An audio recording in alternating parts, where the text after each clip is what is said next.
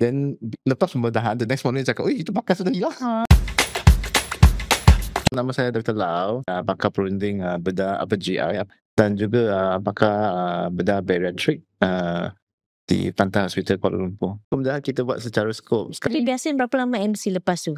Dalam 1-2 minggu. 1-2 minggu lah. Lepas tu dia back to normal lah. Dia back to normal. Actually lepas 2-3 hari, dia pun tak sakit banyak sebab kita buat cara laparoskopi.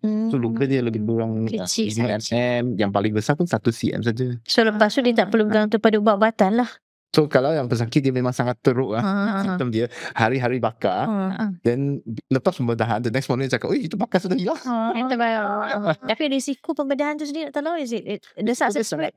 Risiko actually sangat kecil. Dia bukan pembedahan yang besar, lebih kurang sejam lebih saja atau kurang pun boleh juga. Pesakit dia kena boleh accept. Sebab dia kena fikir pesakit tu lalu dia dekat sini dia longgar.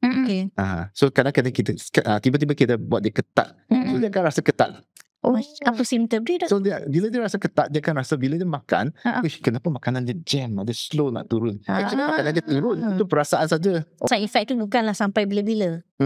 Sekejap saja. Ada pesakit 1 bulan, ada sampai 3 bulan, ada sampai 6 bulan pun ada. So ada pesakit dia boleh accept as a trade-off kalau dia punya simptom sangat teruk. Kalau dia selalu hari-hari dia bakar. Tak ada benefit daripada operation tu.